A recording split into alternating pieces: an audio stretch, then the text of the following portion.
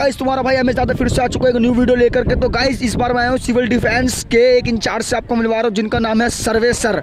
देखते हैं क्या इनके बारे में बताया जाता है और ये किस लिए, किस बेस पे, किस आधार पे, जैसे कि आपने मुझसे पूछा था ऐसे ही मैं बताने जा रहा हूँ। तो सर ये बताएंगे आप ये किस चीज़ लिए ये बच्चे सब आए हैं? ये सिविल डिफेंस का स्थापना दिवस मनाया जा रहा है जो 6 दिसंबर को फाइनल होगा। सर ये 6 दिसंबर को फाइनल तो होगा, लेकिन किस लिए होगा, क्या चीज़ें ये तो बताइए हमें। ये नागरिक सुरक्षा का जन्म 6 दिसंबर 1962 को हुआ, इसलिए इसका रेजिंग डे इसकी 6 दिसंबर को मनाया जाता है। ये पहले होमगार्ड के साथ था, होमगार्ड के साथ मिलकर स्थापना 6 दिसंबर को मनाई जा रही थी। तो अब जब अलग हो गए तो हम भी 6 दिसंबर को ही स्थापना दिवस मनाते हैं। तो सर कहने का मतलब ये है कि एक तरह से बर्थडे हम कह सकते हैं इसको। हाँ, इसका बर्थडे कह सकते हैं सिविल डिफेंस का। अच्छा, तो सर ये भी हमें बताया कि ये कितने साल से चला आ रहा है और कितने साल तक ये जाएगा? ये 1962 से चला आ रहा है, इसकी कोई लिमिट नहीं आगे कब तक जाए, क्योंकि सिविल डिफेंस जब तक है तब तक ये चलता रहेगा। अच्छा, तो सर हमें एक बात और बताना ये कि ये नागरिक सुरक्षा जो दिल्ली सिविल डिफेंस है ना सर, तो ये दिल्ली सिविल डिफेंस सर कार्य क्या है? सिविल डिफेंस की कुछ सेवाएं होती है जो निष्काम सेवा के तौर पर कार्य करती हैं। सेवाएं जैसे 12 सेवाएं इसकी दी गई हैं। अपने नंबर 1 हेडक्वार्टर सर्विस है, नंबर 2 वार्डन सर्विस है, नंबर 3 कम्युनिकेशन है, नंबर 4 ट्रेनिंग सर्विस है, नंबर 5 आपकी फायर सर्विस है, नंबर 6 कैजुअलिटी सर्विस है, नंबर 7 रेस्क्यू सर्विस है, नंबर 8 आपकी वेलफेयर सर्विस है, नंबर 9 साल्वेज सर्विस है, number 10 depot and transport service है, number 11 corps and disposal service है, नंबर 12 आपकी फूड एंड सप्लाई सर्विस है। तो गाइज आपको हम बता दें कि इतने सारे मतलब जो भी कार्य थे, इनमें 12 जो कार्य हैं वो सारे सर ने बता चुका है आपको। और सर एक बात और विशेष बात सर पूछनी थी, जनता पार्टी पूछ रही है कि सर ये लोग सर मतलब कि प्राइवेट जॉब है या सरकारी है? ये अंडर गवर्नमेंट में काम करते हैं, जो एक डेली बेस के तौर पर जिस दिन आएंगे उस दिन का इसमें पैसा मिलता है। 823 रुपये पर डे का इसमें अलाउंस है, वो मिलता है इनको। अच्छा, तो सर ये मतलब ये गवर्नमेंट नहीं है? हाँ, गवर्नमेंट नहीं है, लेकिन गवर्नमेंट के साथ अटैच होकर काम करते हैं। तो सर ये प्राइवेट है? प्राइवेट नहीं है, ये अंडर गवर्नमेंट के साथ काम करते हैं, ना प्राइवेट है ना गवर्नमेंट है ये। अच्छा सर एक बात और बताइए हमें, जनता पार्टी को बताइए और हमारे ऑडियंस को समझाइए कि सर ये किस किस जगह पे सर ये काम करती है? ये किसी भी तरीके की घटना, आपदा हो या दुर्घटना घटे, उस जगह पर ये सिविल डिफेंस काम करती है। आपको मिलेगी पूरे भारत के अंदर, क्या पूरे वर्ल्ड में सिविल डिफेंस है। अच्छा सर, ये पूरे भारत में, पूरे वर्ल्ड में है।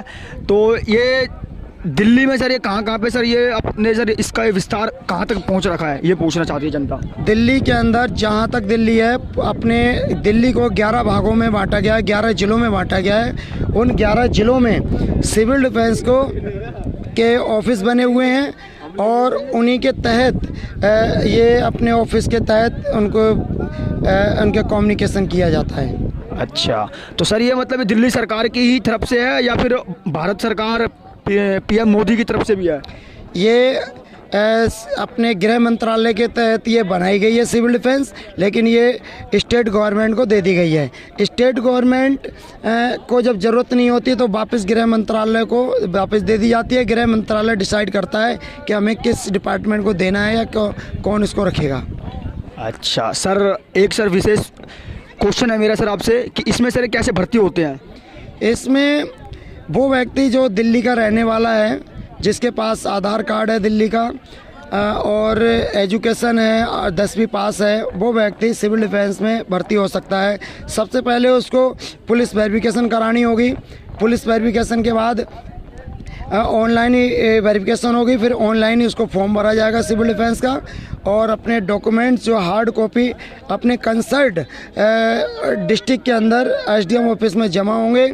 तो वहाँ से क्लियरेंस मिलकर तो आपका सी फॉर्म एसडीएम साइन कर देते हैं डिजिटल साइन से, तब आप भर्ती माने जाते हैं। और सर एक बात और पूछना था, ये सी फॉर्म सर क्या होता है? ये सी फॉर्म होता है, सी सर्टिफिकेट होता है कि आपका कि कि भर्ती फॉर्म जब भरते हैं तो इसके अंदर लास्ट का सी फॉर्म होता है कि आपकी क्लियरिफिकेशन हो गई है, यानी कि आप भर्ती हो गए हैं, तब जाके वो सी फॉर्म उसमें निकलता है। यानी कि फॉर्म ए, फॉर्म बी, फॉर्म सी, इस तरीके से उसमें फॉर्म होते हैं। तो सर ये पहला फॉर्म और दूसरा फॉर्म और तीसरा फॉर्म के बारे में कुछ बताएंगे? इसके अंदर आपकी सारी डिटेलें वगैरह भरी जाती है, कुछ गाइडलाइंस होती हैं गवर्नमेंट की कि आपको क्या क्या, किस आधार पे क्या क्या करना चाहिए, किस एक्ट के तहत आप कर रहे हो, किस एक्ट के तहत भर्ती हो रहे हो, ये सारी उनमें लिखी हुई होती हैं। और लास्ट में आपका सी फॉर्म होता है, उसमें भी आपकी सारी डिटेलें भरी हुई होती है, जो आपको मिल जाता है। अच्छा सर, इसको समाप्त करते हो जाएंगे, लेकिन इससे पहले सर आपसे मैं एक बात पूछना चाहूँगा, आप सर इस सिविल डिफेंस में कब से हैं? मैं 1999 से हूँ। सन 2000 के अंदर मेरी बेसिक ट्रेनिंग हुई थी और 2004 से मैं कंटिन्यू ट्रेनिंग दे रहा हूँ, पार्ट टाइम इंस्ट्रक्टर तौर पे वर्क कर रहा हूँ। वाह सर वाह, पार्ट टाइम कर रहे हैं सर आप। तो सर आप ये बताएं, जब पार्ट टाइम के साथ से इसके अलावा भी आप कोई काम करते हैं, लेकिन इस सिविल डिफेंस में जब से भी आप कर रहे हैं, इसकी सर आपकी पेमेंट आती है, फिर ये सारी निष्काम करते हैं? नहीं, जब भी ड्यूटी मिलती है तो उसकी हमें पेमेंट मिलती है, ड्यूटी नहीं मिलती तो कोई पेमेंट नहीं मिलती। तो इसका मतलब सर एक HFP और एक रैंक होल्डर की अहमियत इसमें क्या क्या है? ये एक वॉलंटरी सर्विस है, कॉर्प सर्विस है ये। इसके अंदर इक्वल है, बाकी रैंक जो दिया गया है वो एक अपने टीम वर्क है, यानी कि टीम को हैंडल करने के लिए दिया गया है, ताकि हम अपनी टीम को ऐसे संभाल सकें, उसको गाइड कर सकें, इसलिए। अच्छा, तो सर मैं ये भी कह सकता हूँ कि यहाँ पे अगर जो रैंकर होल्डर हैं तो सर उनकी अहमियत यही तक है, और उसके बाहर जैसे कि उसकी अहमियत है या नहीं है सर, ये आप बताएं। नहीं, पावर है, अहमियत है, क्यों नहीं है, बाहर भी है, यहाँ तक भी है, सिविल डिफेंस में भी है। अब जिस तरीके से जो हमारी रैंक होल्डर की पावर है, हम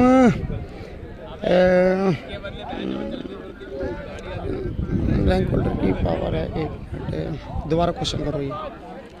सर हमारी जनता ये पूछ रही है कि सर ये सिविल डिफेंस है, इधर के जितने भी रैंक हैं या फिर एक HFP है, उनकी सर क्या अहमियत है?